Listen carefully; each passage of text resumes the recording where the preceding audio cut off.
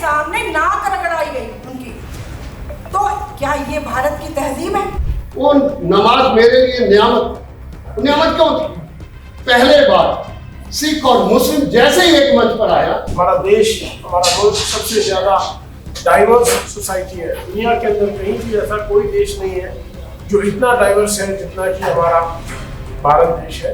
राष्ट्र के नाम पर उसने किस तरह से जो सोच समझने वाले the real Indian, the real Hindu हैं, उनको खतरे में डाला है। तो ये जो मस्जिद है, गांव में हो या शहर में, रूरल एरिया में हो या अर्बन एरिया में हो, मस्जिद और कब्रिस्तान वहां के मुसलमानों का एक मौजूदगी का मजहर है। मैं ईसाई समाज से आती हूँ और ईसाई समाज इसलिए कहना पड़ रहा है क्योंकि इन्होंने हमें फिक्रों में बांट लिया है।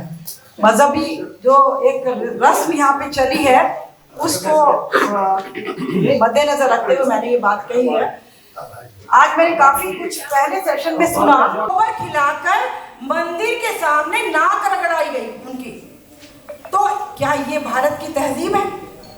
ये कुछ ही इंसिडेंट है जो मैं आपको बताना चाह रही हूँ। आज मुझे इस मंच से ये बड़ा गर्व होता है कहते हुए कि इन लोगों ने आज इस मंच से इन लोगों ने हमारे जो APC आ रहे हैं उन्होंने कहा कि हम ईसाई मुस्लिम मिलकर अपनी इस लड़ाई को लड़ेंगे।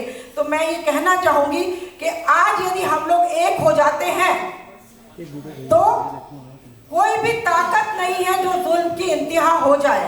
एक जुल्म के खिलाफ मैं एक शेर कह के अपनी बातों को खत्म करूंगी कि हम अमन चाहते हैं जुल्म के खिलाफ। अगर जंग लाजिम है तो जंग ही सही। वो नमाज मेरे लिए नियामत क्यों थी? पहले बार सिख और मुस्लिम जैसे ही एक मंच पर आया, माननीय प्रधानमंत्री ने किसान 13 महीने सड़क पर बैठे थे।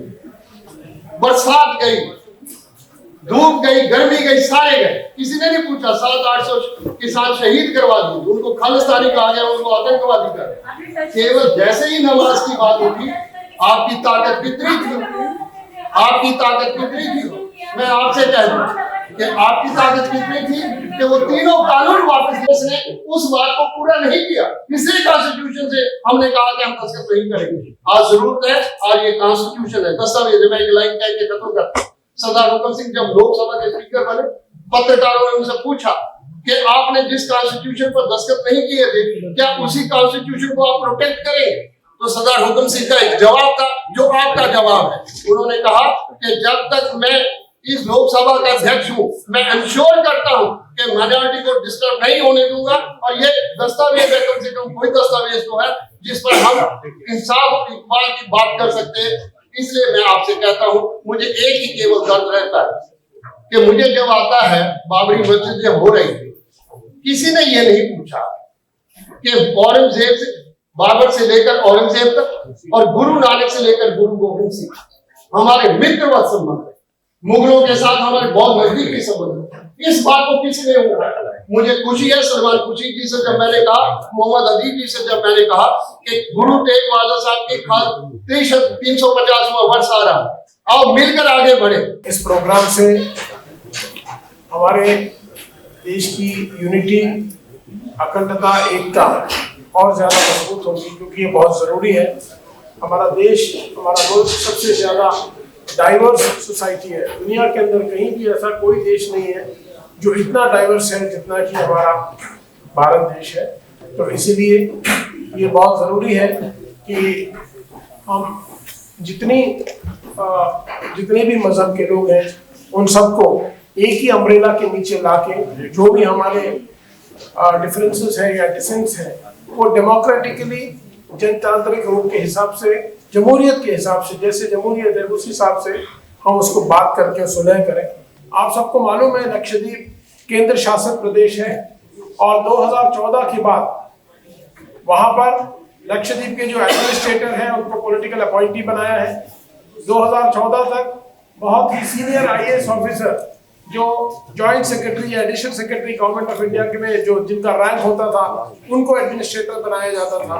लक्षद्वीप में आप सबको मालूम है केंद्र शासित प्रदेश है, वहां पर लेजिस्लेटिव असेंबली नहीं है, वहां पर सिर्फ एक मेंबर ऑफ पार्लियामेंट है और पंचायत है, और पंचायत भी, क्योंकि वहां पर पंचायत भी एक बहुत अच्छे तरीके से रोल मॉडल, देश के अंदर रोल मॉडल के तौर पे लक्षद्वीप में जो पंचायत है वो चल रहा था, उसको परेशान करने के लिए, उसको खराब करने के लिए तमाम तरीके की नोटिफिकेशन लाके उसको इस तरीके से एलपीआर लेकर आया लक्षद्वीप पंचायत रेगुलेशन की बिल्कुल ही खत्म हो जाए।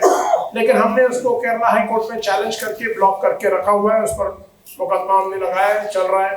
क्योंकि हिंदू को उन्होंने मोहम्मद दीपक का नाम करने के लिए मजबूर किया है, और मोहम्मद दीपक के खिलाफ जिस तरह से पागलपन फैला हुआ है, अभी कई दोस्तों से मैं बात करते हुए आ रही थी कि किस तरह से पूरा का पूरा जो जॉम्बीज का ग्रुप है, जो जॉम्बीज पैदा किए हैं इस हिंदू राष्ट्र के नाम पर, उसने किस तरह से जो सोच समझने वाले the real Indian, the real Hindu हैं, उनको खतरे में डाला है। कि आपकी यह जो कोशिश है, यह कोशिश दरअसल जो जख्म तमाम जगहों पे बिखरे हुए हैं और उन जख्मों को कैसे ठीक किया जा सकता है, उनके दुख को कैसे सतह पर लाया जा सकता है, बातचीत हो सकती है, क्योंकि दुख जब गहरा होता है तब डायलॉग होना बहुत जरूरी होता है। देखिए 2014 से यहां की गवर्नेंस में,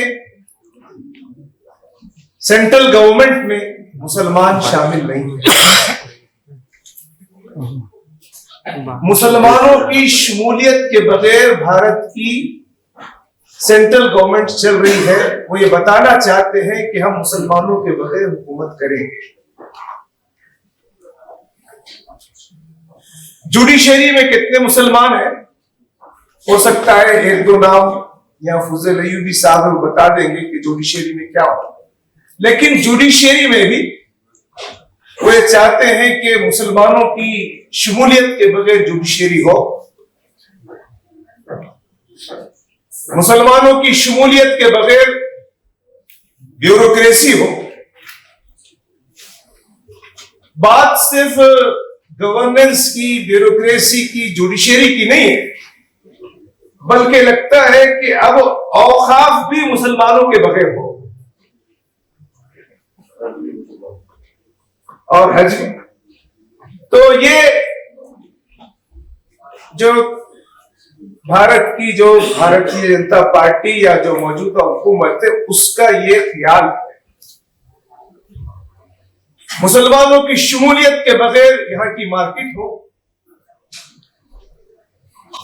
तो ये जो मस्जिद है, गांव में हो या शहर में, रूरल एरिया में हो या अर्बन एरिया में हो,